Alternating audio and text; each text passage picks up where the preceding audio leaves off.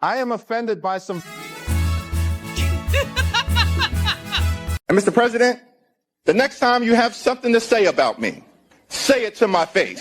Deport all. I repeat, deport all. Welcome to the Schumer Shutdown.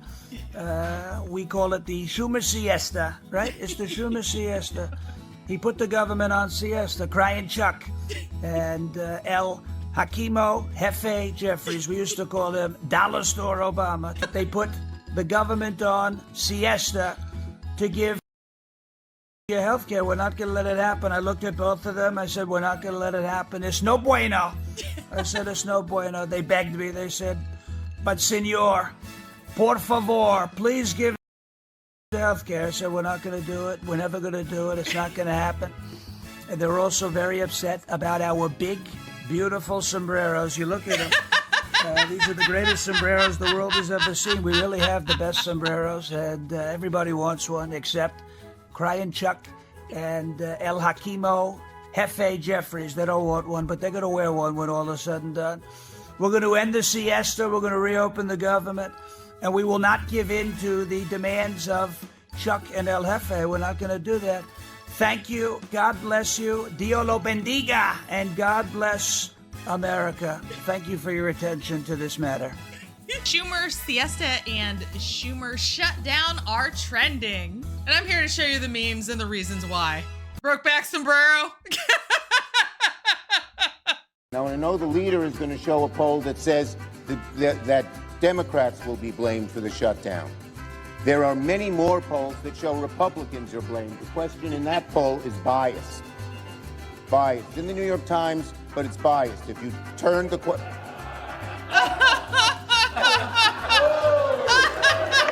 That's true. I don't always believe the New York Times. You can be sure of that.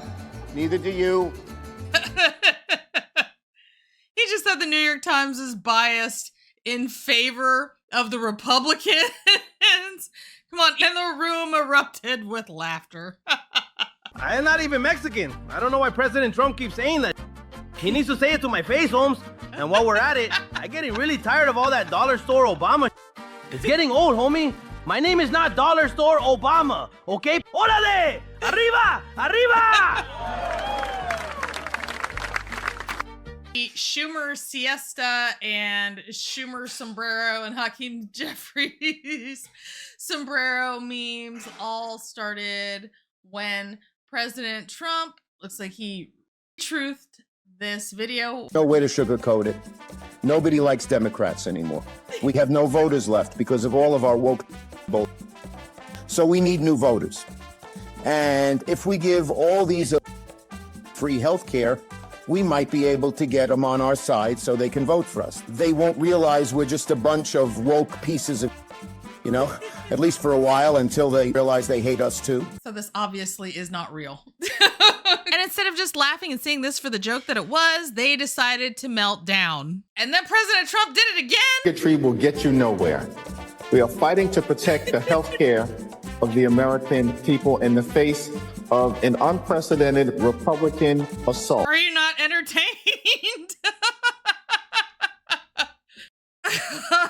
No, not this one. Oh, that's great too.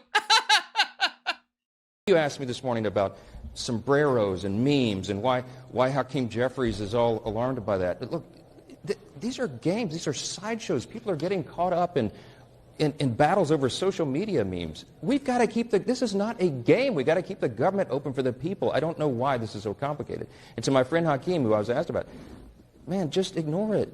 I mean, Gavin Newsom was trolling me last night. He painted me like a minion. He painted me yellow with big glasses and overalls.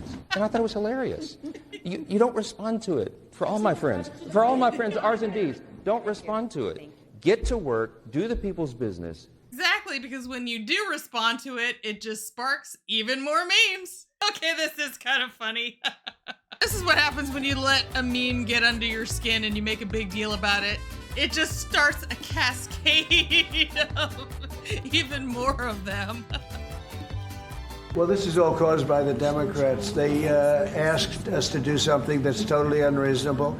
They never change. They want to give money away to people that entered our country They want to give them massive federal money, and we don't want to do that. So let me ask you about a provision that the Republicans are talking about quite a bit. I know you want to talk about, and Democrats want to talk about, extending the Obamacare subsidies, which expire at the end of 2025. But they talk about the provisions, and it's right here, subtitle E, and this has to do with the repeal of health care subtitle changes, and specifically what it is. How they characterize it is, you want to give health insurance to undocumented immigrants. I understand that's not really an accurate depiction, but what it does do is... It's a lie. It's a lie, but what you support does bring back funding for emergency Medicaid to hospitals, some of which does pay for undocumented immigrants and people who don't have health insurance. And also there is this provision, and it's not about undocumented immigrants, it's about people with asylum seekers and people with temporary protected status, et cetera, but about their ability to get Medicaid. So they're non-citizens, they're not undocumented, they're not illegal. And so we took out, and here's what they want us to put back in. We found $500,000 of American taxpayer money for electric buses in Rwanda. We found $3.6 million for pastry cooking classes and dance focus groups for male in Haiti. I kid you not. I'm not making this up. It was in the budget under President Biden. We took it out. Congresswoman Ocasio-Cortez says we're going to shut down government until you put it back in. I'll just read you a few more that we took out. They are demanding we put back in. $6 million for media organizations for the Palestinians. $833,000 for people in Nepal. $300,000 for a pride parade in Lesotho. $882,000 for social media mentorship in Serbia. $4.2 million. We took it out. The Congresswoman and the socialist wing of their party says we got to put that back in for them open government. $4.2 million for and intersex people in the Western Balkans and Uganda. I could spend the rest of the afternoon here. We took all that out. It upset Congresswoman Ocasio-Cortez. It upset the socialist wing of her party. And now that wing of her party and the Congresswoman are threatening all other Democrats and saying, you've got to shut that government down until we get what we want. And part of what they want is to add this kind of stuff back into the bill. And that's what this fight is all about. When Congress decides to turn off the lights to shut the government down, it shifts the authority to the executive branch. That's how the process works. The person who has decided to put the White House in that situation is Chuck Schumer, who leads the Democrats, the 44 who keep voting to keep the government from opening up. They're voting to shut it down. So what happens in that situation? Whoever is the president, whoever is sitting in the White House, and their staffs at the Office of Management and Budget are given an unenviable task. It's a regretful situation.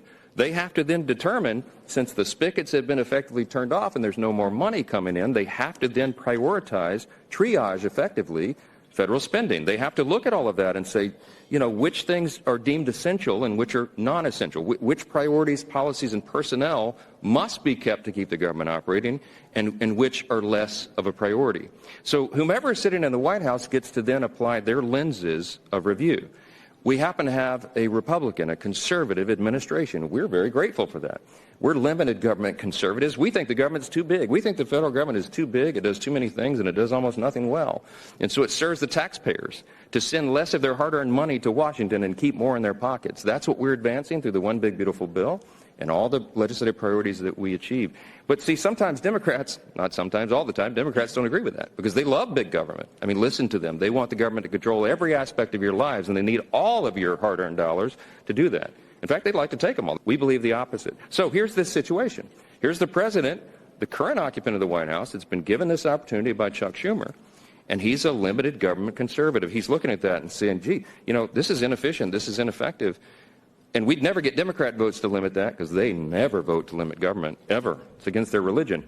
But he has that opportunity now to say this is a program that would serve the American people if it were not funded, because government would be more efficient and effective, and that serves everyone. So they're going to make those decisions. Now, are they taking great pleasure in that? No. Is he trolling the Democrats? Yes.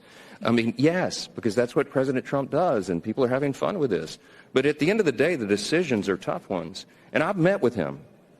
I talked yesterday at length with Russ Vought, who's the director of the Office of Management and Budget. Russ takes no pleasure in this. Russ wants to see a smaller, more efficient, more lean, effective federal government as we do, but he doesn't want people to lose jobs. He doesn't want to do that, but he has, that's his responsibility. So he's very carefully, methodically, very deliberately looking through that to see which decisions can be made in the best interest of the American people. That's his obligation, and that's his real desire. The president takes no pleasure in this, but if Chuck Schumer is going to give Donald Trump the opportunity to determine what the priorities are, he's going to exercise that opportunity, and that's where we are. I buy me a coffee link to buy Leroy a dog treat. Leroy, stop that. You're so cute. Oh, I love you. I love you. You guys steal the show. Thank you for tuning in to another episode of Red Dawn Daily with your host, me, Dawn Marie, and sometimes Leroy. Leroy, you're not bored, are you? Leroy, did you know that 9 out of 10 people only watch to see you? Yeah. I'm just kind of here holding space for you. It's true. It's true. Leroy, you're so much fun. You're way more fun than any puppet. Right, Leroy?